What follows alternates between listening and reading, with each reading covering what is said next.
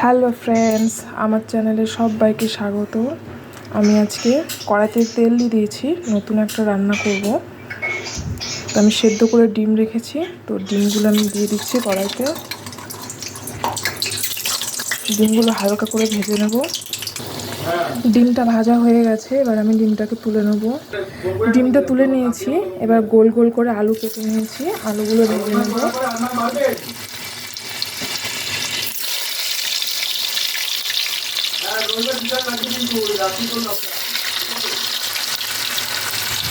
আমার ভিডিওটা কেউ স্কিপ করে যাবেন না, প্লিজ একটু দেখবেন।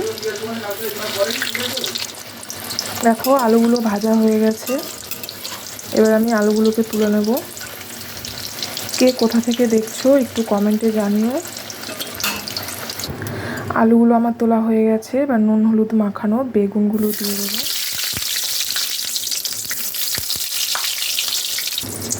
বেগুনটা ভাজা হয়ে গেছে, আপনারা হয়তো ভাবছেন ভাজা করছে, ভাজা দিয়ে কী হবে। তো আমি আজকে একটা মিক্সড ভর্তা বানাবো। তো ভাজাটা হয়ে গেছে, বা বেগুন ভাজাটা নামিয়ে রাখবো। এবার আমি এর মধ্যে শুকনো লঙ্কা দিয়ে দেবো, কটা রসুন দিয়ে দেবো, আর কটা কাঁচা লঙ্কা দিয়ে দেবো।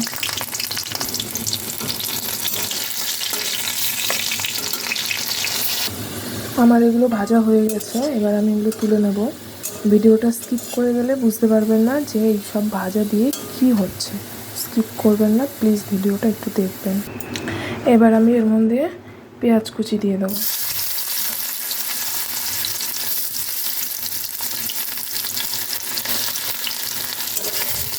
আমি আজকে বানাচ্ছি একটা মিক্সড ভর্তা। আমার পেঁয়াজটা ভাজা হয়ে গেছে, এবার আমি পেঁয়াজটা তুলে নেব।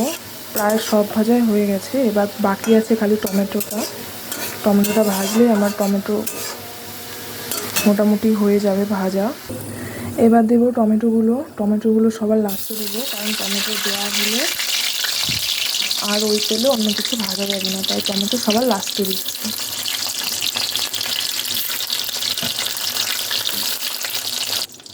টমেটোগুলো ভাজা হয়ে গেছে, এবার আমি তুলে নেব। মাছ মাংস তো সবসময় খাওয়া হয়, তো এরকম একটা রেসিপি যদি একদিন খাওয়া হয় ভালোই লাগবে খেতে। টমেটো ভাজা আমার পুরো রেডি, এবার এগুলো একসাথে আমি মিক্সড করব। দেখো এগুলো সব আমার রেডি হয়ে গেছে, এবার আমি এগুলোকে মিক্সড করব সব একসাথে।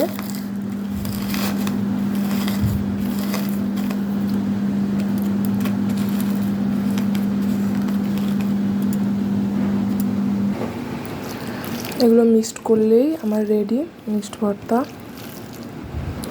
আপনারা কে কোথা থেকে দেখছেন অবশ্যই কমেন্ট করে জানাবেন, আর যদি ভালো লেগে থাকে বাড়িতে একটু ট্রাই করে দেখবেন। ভালো লাগলে লাইক, কমেন্ট আর একটা শেয়ার করে দেবেন।